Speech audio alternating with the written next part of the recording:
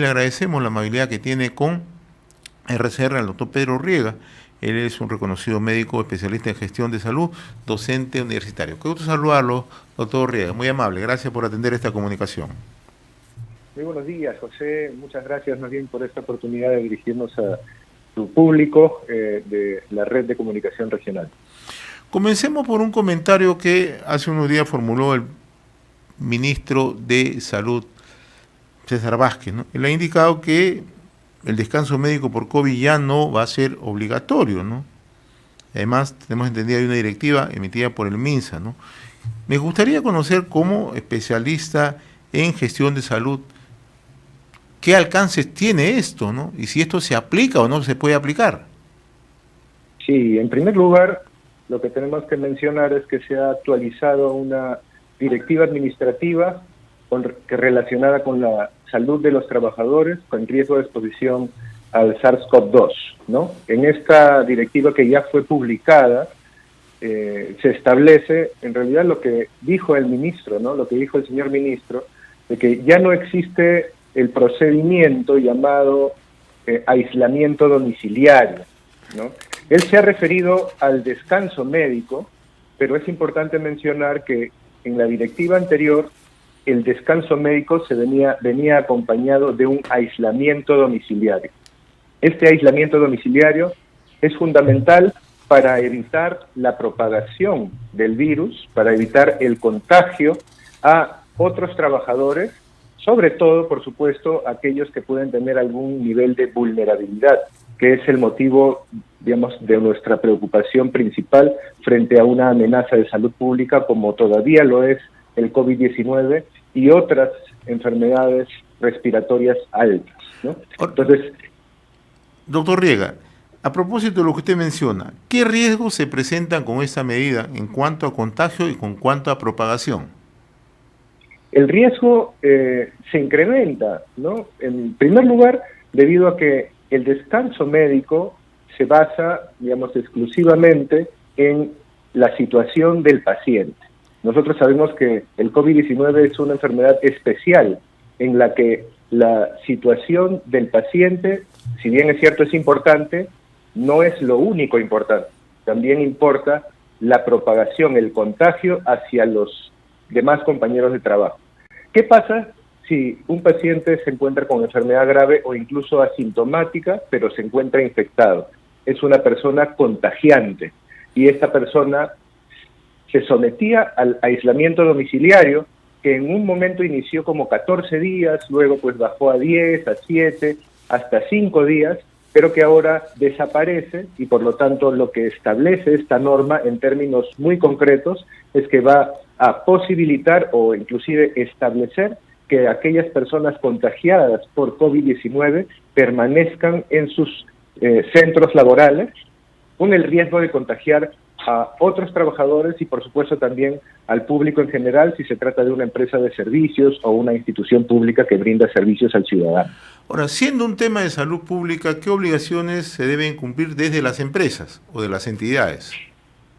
Hay un elemento que ha estado siempre presente, pero que no ha tenido un mecanismo de supervisión ni de garantía de cumplimiento, ¿no? Como son justamente las condiciones que deben establecer cada una de las instituciones para evitar el contagio al interior de sus instalaciones, ¿no? Por ejemplo, el distanciamiento físico entre un trabajador y otro, el tener un espacio especial para poder consumir alimentos, el que haya una ventilación adecuada, una iluminación adecuada y que se provean pues los elementos de protección respiratoria para los casos o las situaciones que lo ameritan, ¿no? Estas medidas que siempre se han recomendado, no es suficiente la recomendación, también tiene que haber un mecanismo de supervisión para garantizar su cumplimiento. Si esto ha sido, digamos, tan frágil o tan débil en su supervisión, ahora esta medida que era pues una medida segura, ¿no? Porque era separar al trabajador potencialmente contagiante del centro laboral durante unos días. Al eliminarse esto, estamos, por supuesto, poniendo en riesgo a los trabajadores del establecimiento, de la empresa, de la institución y también potencialmente a los usuarios en caso de empresas de servicio. Ahora, ¿qué pasa cuando los mecanismos de control que deben aplicarse en una empresa o una entidad son débiles, son totalmente adversos a lo que dice la norma? Justamente lo que estamos ahora teniendo, ¿no? Lo que tendría que haberse implementado y en realidad hacemos un llamado reiterativo para que se pueda abordar este tema de forma integral, ¿no? Y no solamente hablar del descanso médico como tal, es que puedan implementarse mecanismos de control desde el Ministerio de Salud y del Ministerio de Trabajo para que las empresas, las instituciones, cumplan con estas medidas de prevención del contagio, ¿no? Y salvaguarda, sobre todo del personal que puede tener un nivel de vulnerabilidad elevado, ¿no? Como son los mayores de 65 años, como son los pacientes que tienen otras enfermedades que pueden mellar su capacidad, sus defensas, su nivel inmunitario, ¿no? O, por ejemplo, las gestantes. Es decir, hay un grupo que ya está identificado o es identificable que tienen alto riesgo de poder desarrollar enfermedad grave.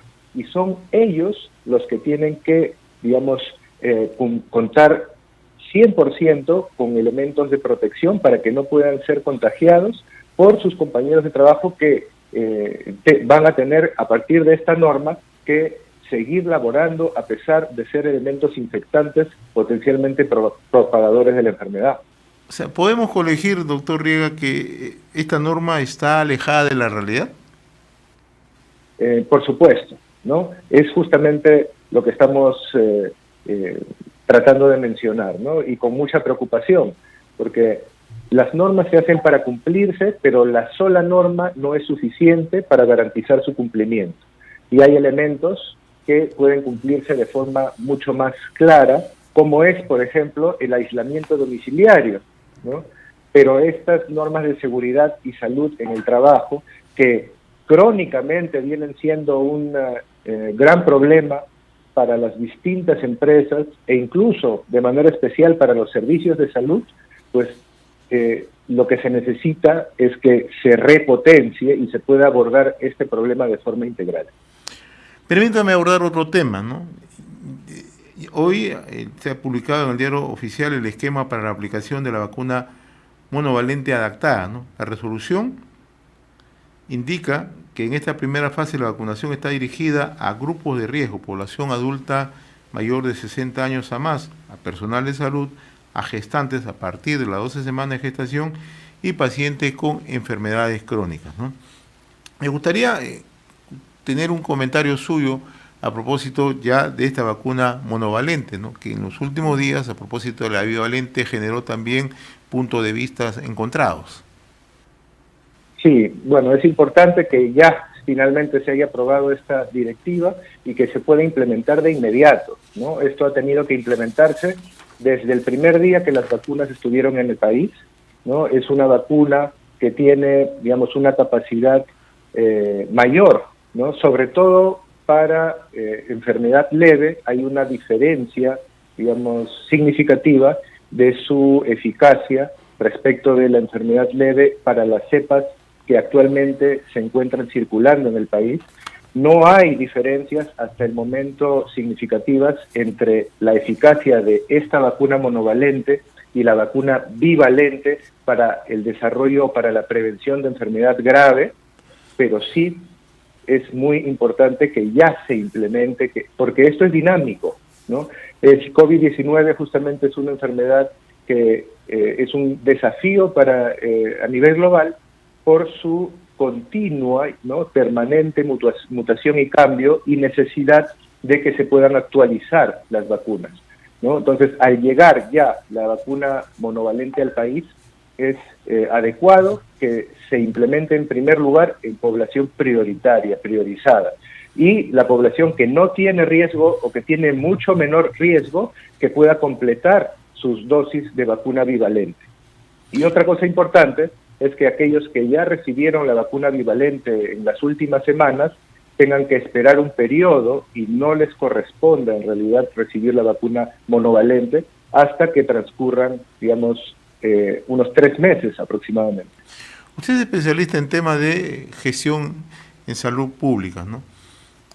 Al gobierno le falta, en el plano de la comunicación, acercarse más a la población, dar a conocer más detalles respecto a la vacuna para evitar lo que ocurrió hace unos días, estas dudas, esta falta de comunicación, ¿no? ¿Qué cree usted que debería hacerse para que la población esté lo suficientemente enterada y sobre todo para que se apliquen las vacunas? La comunicación es una línea de acción fundamental cuando hablamos de salud pública.